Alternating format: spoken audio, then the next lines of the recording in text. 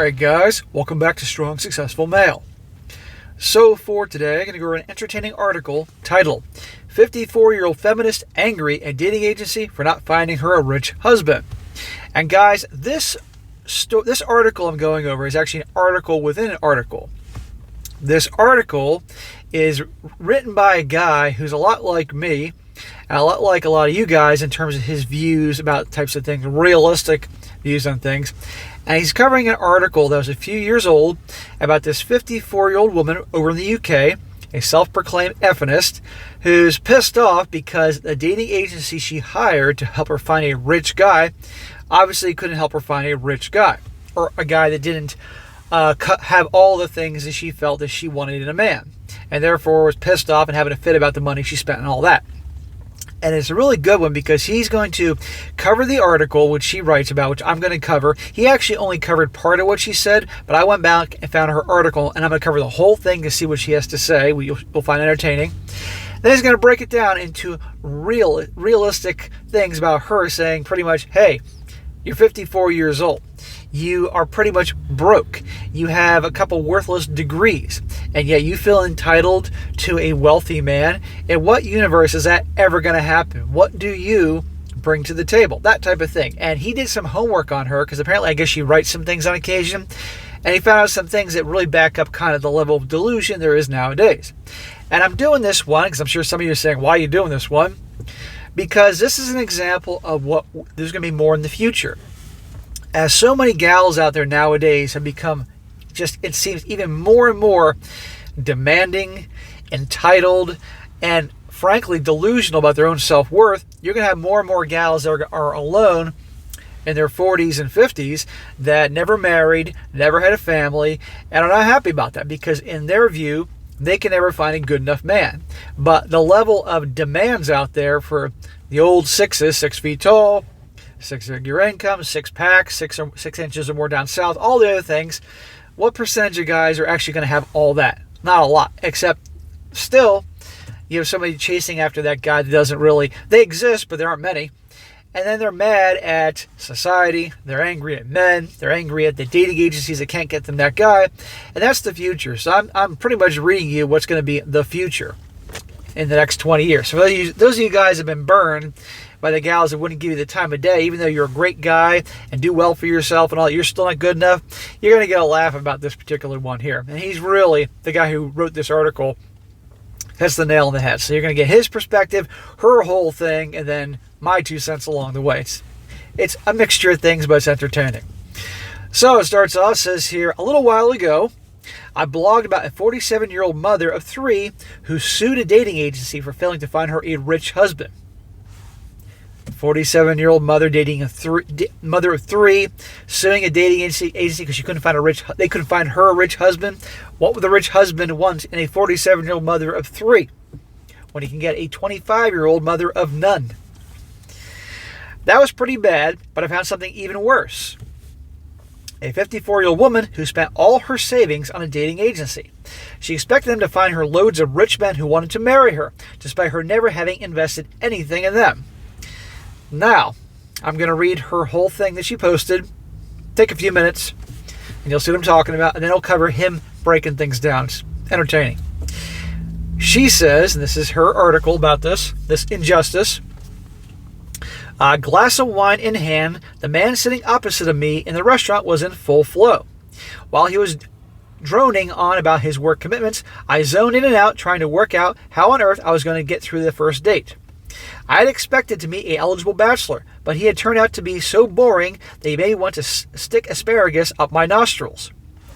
Well, given you're 54 years old, you'd be pretty happy this guy's out with you, giving you a shot. And yes, I saw her picture, and she'd be damn grateful that any guy, is going on a date with her to have food. He could just be having 1 pint of beer, but no, he's actually having a meal. Be grateful. This memory came flooding back when I read about Teresa Berkey, a city financer, who last week successfully sued a Knightsbridge-based elite matchmaking service for the return of her £12,600 annual fee after they failed to find her the man of her dreams.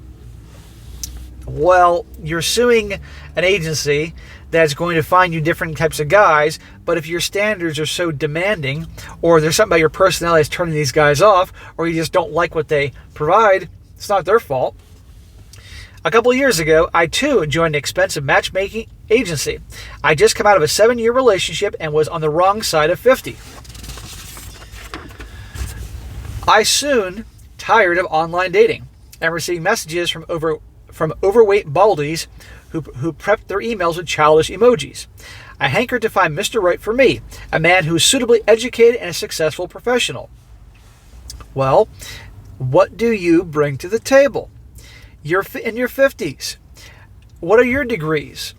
Are they bringing you wealth? Do you have money? You want a successful professional, the guy's got money. Where's your wealth? Where's the things about you that you're bringing to the table that will draw him in? You're being judgmental? And so this is how I found myself throwing money, my entire savings to be precise, to an upmarket matchmaking agency in central London. The agency claimed to filter out the undesirables, the mediocre, and give clients the personal touch. So I handed over the hefty sum of £6,000. Hold on here. You have your life savings is 6,000 British pounds. This is a few years ago, but that's your life savings. And you expect at 54 years old, with the looks you have, to get a wealthy man who is educated and worldly and all that. Why would he choose you? And you're going to be angry at the dating agency because he's not choosing you? They're not giving guys to meet your impossible standards? This is insane. But this gentleman, because I know I keep interrupting, is what we have now. And this is what you're going to have way more of down the road. So these picky 20-somethings right now and 30-somethings, this will be them in the years to come. And when I'm an old man here and I have a gray beard and I'm still doing fucking videos in my car, maybe in 20 years it'll be my flying car, you never know, or self-driving Tesla or something. I'll still be doing articles about the types that are in their 30s now that are now like her. So if you're all watching now, hopefully you'll all be around 20 years. As I waited to be matched with someone from their extensive database, I idly imagined my handsome date, cashmere polo neck, a bit academic and kind. We'd eat steak tartare and swap notes on the latest clever box set, finding our favorite novels. Who are you talking about? How could I have gotten it so wrong? The reality was an array of terrible matches, a growing sense of alarm, and flaring row in a flash restaurant in Chelsea. Well, terrible matches is just that maybe they were good matches to the company, but you were just so picky and out of your mind to thinking that you were better, entitled to something better. The first indication that that all was not as I'd expected came when I met a personal matchmaker at Park Lane Hotel for tea and an interview. I'm sitting in the corner of the drawing room, blonde, green dress, books on the table. She pinged through my iPhone. We chat about the holidays in southern Spain, men with bad haircuts, and my ideal date. Men with bad haircuts, I've seen your picture, honey. So, are you a psychologist? I asked, eager to press her on her method of assessment. Oh no, I'm just a people person. I love people, she trilled. I told her how I love folk music, my favorite film was The Deer Hunter, and enjoyed weekends in the countryside. So far, so banal. I paid £3,000 to a dating agency, but there were never enough men. A few days later, she emailed me with the details of W, a successful entrepreneur who had traveled extensively and also liked folk music. When I met him in the pub in Richmond, I was shocked. I was expecting a cultured and dynamic man. Instead, I got a man in a pair of jeans. Oh no. A moth-eaten jumper and the table manners of a modern-day baldric. And therein lies the rub. These agencies trade on their exclusivity. I can't for some reason say that. Yet the men I met were far from the international super elite they promised. And the so-called experts were a group of PR girls with swishy hair and the ability to write up nifty press release. So the guy decided to wear jeans. Maybe the guy took a look at you and said, why am I dressing up here? Her hair is sticking up like the Bride of Frankenstein. She's in her 50s. She has no money. The fact that A, she claims she gave all her life savings to this agency, and B, you want a rich guy, but you got nothing to you. Are you out of your mind? Why would any wealthy guy get involved with a woman that's in her 50s, that's that picky, has no money, which goes to show that she is foolish with her money. It means she's going to be foolish with his money, amongst everything else. The thing I found the most unnerving, though, was not being allowed to see what my date looked like, let alone have a pre-date chat with them before me. And so important if you are able to get a feel of someone. Well, he probably doesn't get to see what you look like. It wasn't too much of a surprise that they'd rarely got it right. For the next few months, I dated up and down the eligibility scale. Some men were pleasant but dull. Others who said that they wanted to be in a relationship but were burdened with so much baggage they were toxic. Well, define toxic. And she said pleasant but dull. Again, at 54 years old, you can't be that picky. The fact that a dude is willing to come out on a date and give you a shot, that, come on here. There was a 65-year-old American with a stunning property portfolio who broke the rules and Googled me, only to inform me that I was too old for him. The nerve. Ugh. The funny-looking barrister who invited me to a St. James club and turned out to be prickly and aggressive, and a man who sold jumpers who took me to a dinner in the Fulham told me I should have worn a clingier dress. After he spent the entire meal chatting to a group of 20-something blondes at the next table, I left in disgust. Well, spoiler, you're going to find out, guys, that this woman, apparently, because the dude that did this article did some research, that back in the day, and I mean back in the day, she was actually pretty good looking. But obviously, psycho picky, no guy was good enough, and here she is.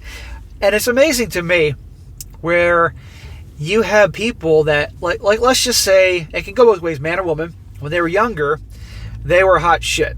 You could have a guy when he was young, in his teens and 20s, he was an athlete in high school and college, good looking, muscles, all that. But eventually he let himself go. He looks like shit. But in his mind, in his 40s and 50s, he's still physically appealing like he was when he was younger. No, jackass, you're not.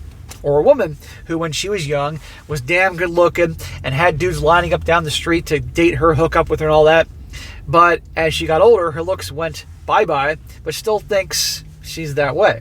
It's like some people need to really look in the mirror and be realistic.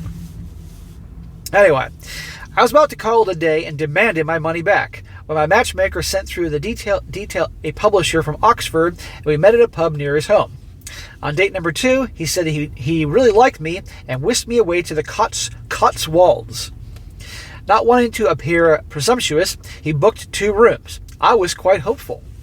But very quickly, the debonair man, of course he's debonair, who had seemed laid back in London, had morphed into a raging chauvinist in the countryside. What? You got a flat tire and he wanted to change the tire instead of you? That made him chauvinist? When I started to chat the waiter in Italian, it became clear that my date was not happy. He muttered something under his breath and rolled his eyes with a stompy, like a stompy teenager. I was wondering, when were you going to let me join your conversation? He boomed. I tried to laugh it off, but clocked this was a man with a fragile ego. Well, maybe that's the case. If that's the case, maybe this is something I can agree with her on. It's a tough time for midlife dating today, and there's a lot of vulnerable, educated women like me who are so desperate for love they're willing to try anything, whatever the price.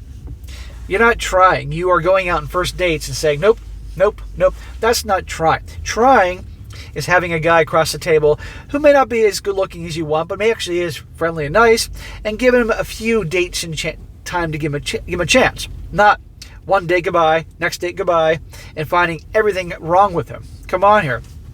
Because it's easy to say, nope, nope, nope, nope, and say, it's them, not me. And that way then, I'm alone by my own choice. Not because it's something they're doing wrong, not me. That's what's really going on in there. I learned the hard way, but my advice when it comes to dating is this. Trust your instincts and meet through friends of friends. It's bound to be more accurate, and oh yeah, it's free. So that's the end of her tale about her adventures and dating and woes and all that, and putting away her life savings into this high-end agency. And she actually talked about how she wanted to go demand her money back. It's not the agency's fault if you don't like what they put in front of you and they're doing their job to put people in that category. It's not the agency's fault that you're too picky. It's also not the agency's fault that there could be things about you that could turn people off. And it's not the agency's fault if a guy who actually has his shit together, has good things going for him, is educated, has got money, wealth, success, and decides to wear jeans that day. It's not the agency's fault. Now, Now here's the fun part. Now we're back to the guy writing the article, a guy like me, who breaks this down and speaks reality and shares some information and some research he did about her before writing this article. He says, isn't this terrible? Clearly the dating agency is to blame. It should be easy for a penniless, feminist, hedonist to find rich men who want to spend all their money taking care of a 54-year-old woman who had literally nothing to do with the process by which they earned all that money. Sarcasm. One thing we know about her for sure is that she is impractical. She is 54 years old and has just spent her last savings on a dating agency. For her other comments about the type of men she's looking for, we can infer that she wasted a lot of money on travel, fine dining, and other frivolous experiences designed to produce feelings of sophistication without any practical plans for preparing for the financial demands of old age. There you go. And this, gentlemen, for you dating and relationship guys, is exactly why I tell you, if you're going to get married, you spend years with your girl, seeing what she's like with money. Does she piss it all away on expensive dining, traveling all over the world, expensive clothes, looking and living the part of someone sophisticated, but has got nothing to her name? In fact, lots of debt, because that's going to be your life. This is why you spend years getting to know them and find what they're like, right here. What's the point of having fun in the moment if you don't have any plan to allow sustainable recreation in the future when you're too old to work? I spent some time reading articles by her, and here's what I was able to determine. Now, he did dug up some dirt on her. Now, this is going to add up. Number one, she has no useful degrees. She paid for useless degrees in Italian and French instead of studying something useful like computer science or nursing or petroleum engineering. Her writing is all about fashion, dating, and lifestyle. Number two, her opinion on children. Uppity children take your time, emotions, and energy. She sees children as a detriment to her highest priority, her career. She says, I, however, have lived a life of unfettered freedom to take on projects, write books, and travel. And she's broke. Number three, she has loads of entertaining men beating a path to her door when she was younger. Again, this was according to her, but there's probably maybe some truth to that. So therefore, she's... It doesn't surprise me or any of you about the high mighty attitude she has. Number four, she spent thousands of pounds on, wait for it, plastic surgery. Well, could have fooled me. Number five, she blames her lack of marriage success on her being brainier than men. Therefore, I'm smarter than all the men. They're all dumbasses. Therefore, I'm alone. Coming back to, it's not me, it's them. Number six, she turned down men who wanted to marry her as late as age 33. So she had guys that were interested in getting married, but none of them were ever good enough. Number 6 or 7, I forget which one, 6 or 7. Her book is called Accidental Singleton because her approach to life, anti-marriage hedonism, as accident left her single and penniless at age 54. He says, although she talks a lot about being intelligent, it seems to me that an intelligent woman will have practical degrees, savings, and awareness of what men actually want from a woman and when they want it. Men want a woman to support them in the most difficult period, just after they graduate and hit the job market. Starting out in a career is hard because the man doesn't have any savings or resume or references. The support of a young, attractive, virtuous woman means everything during those difficult years. This is when a wife has the most impact on her husband's ability to earn and save, on his mental health, on his physical health, etc. Yeah, well, a guy doesn't need a woman. That's certainly helpful for him to have that support and love and all that, and I mean in a genuine way. But guess what? He doesn't need it. A guy can be successful without all that thing. And yeah, it is always hard for a guy, anyone, when they're first starting out. But that's why you keep going. That's why I say for the young guys in their 20s, I'd put relationships down the road where you can focus completely on making something yourself.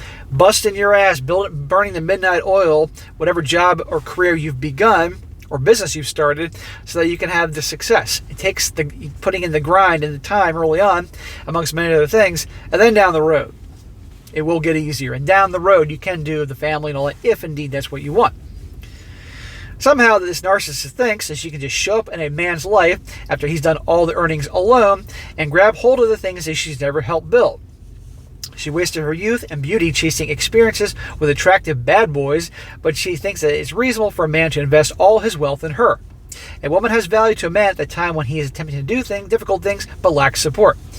In other words, now that she's in her 50s, not attractive in my opinion, and pretty much broke and all that, now she wants a rich man to take care of her when she had plenty of options when she was young. And guess what? Why would a guy who had to go through the struggle and make something himself and build his wealth and all that, then hand it all away to someone that had the attitude of like, you're lucky to have me. Get the fuck out of here. What a guy's going to do is he's going to choose a guy who spent decades building himself, building his empire, if you will, really making something of himself and taking care of himself physically, I might add. He's going to go for a younger chick, not someone in their 50s, for Christ's sake. He's going to have a girl in her 20s, 30s, if that's what he wants. And be smart about it. What exactly is that a woman like Kay has to offer a man, given her life choices? Does anyone think this woman has marriage character? Does anyone think that her life of selfishness and hedonism has prepared her to be a good wife? No. Everything the way she describes things, to me, communicates massive ego, massive arrogance, massive delusion. What kind of conversation about moral obligations could you have with someone who has only ever done what felt good to her in the moment? Has her string of failed relationships with hot bad boys prepared her to be trusting and unselfish? How about to be faithful? Or even to be content? What is it that she thinks about she is offering that would justify the heavy investment that she's asking for? Especially in an age of no-fault divorce and anti-male divorce courts. Yes, this is why I like this article, because this guy really thinks like me and like you guys. I think people really underestimate how much goes into making a good wife. The character she has to develop. The skills that she has to develop. The way she treats her husband, which often comes from carefully cultivating virtues like chastity and sobriety. Her worldview, which affects whether she has the practical abilities like love, forgiveness, and self-control. Her ability to be good with money. Ding, ding, ding. Her ability to nurture others and make social connections consistent with marriage and homemaking. Her ability to bear children and then nurture them during the critical first 5 years after. Not to mention homeschooling, which is increasingly valuable in a time when underperforming government-run schools seek to indoctrinate rather than educate children. Amen to that. I gotta tell you guys, I'm not a parent, but let me tell you, if something ever happened, and I became a parent one day, where actually I knew I was a parent and chose to be a parent and had kids. I'd be an old fucking man, but you get my point. Believe me, I would want to freaking probably homeschool the kids too, because taking into these indoctrination institutions, government run, of course, no. And even the private schools are being infiltrated by all the BS nowadays. But anyhow, I'm not going to become a parent. Knock on something. Nothing about this woman makes me think that she has any marriage-related character traits or abilities. Any idiot can spend someone else's money on their own feelings, fun, and thrills. But it takes carefully crafted women to really do the work of a wife. Marriage isn't there so the woman can be happy. Marriage is an enterprise. Being selfish, doing what is easy, and what feels good in the moment doesn't prepare a woman for the enterprise. So that's the end of his article and her story and all that. And like I said, this is an example this is a few years old. I think it came from 2018, so we're looking at 5 years ago. Not his thing, but her thing. This is the future. This is really what's going to be, because I've never seen a period in my life ever where I've seen both my own experience and hearing all your stories about incredibly psychotically picky, demanding gals out there. And I got no problem with certain deal breakers that everybody has to have, but you all know what I'm talking about. And this is going to be the future. And I know some women, two in particular, I was mentioned two that I know in their 40s, that were just like her. And then were bawling their eyes out because they got to be 40 years old, didn't have a husband, didn't have a family, no kids, and resorted to medical science to produce said children. You know what I mean by that. And they're going on being fabulous, like Carrie Bradshaw, Sex and the City, in their 40s. And still, no man, family only because of medical science, and still the level of delusion's there. And they're going to be raising kids in their 60s, for God's sakes. And this is the world we have. And they're not happy. They put out the idea in the world they're happy, but they're not happy. And the reason that they're at this stage is because both of them, which I knew in their 20s, were fucking hot, damn good looking, but thought they were so entitled to the top percentage guys, which was impossible to get. And lots of guys liked them. Believe me, I know. And they, nope, next. No one's good enough, next. And they blame the guys. This is what is going to be the future. And like I said, if I'm still on YouTube in 20 years and I'll be an old man with gray hair, 65 years old, and doing videos in my flying car or whatever it is, then I'll be talking about them. And I'll have never-ending sources of material and we keep making good money off YouTube. Anyway, guys, that is it for today. Be sure to comment down below. Then when you think about this, let me know. Do you know gals like this? 40s, 50s, alone, pissed off, blaming everybody but themselves for their actions. I'd like to hear about that. And be sure to like the video, share with your friends, and subscribe. I'll catch you next time.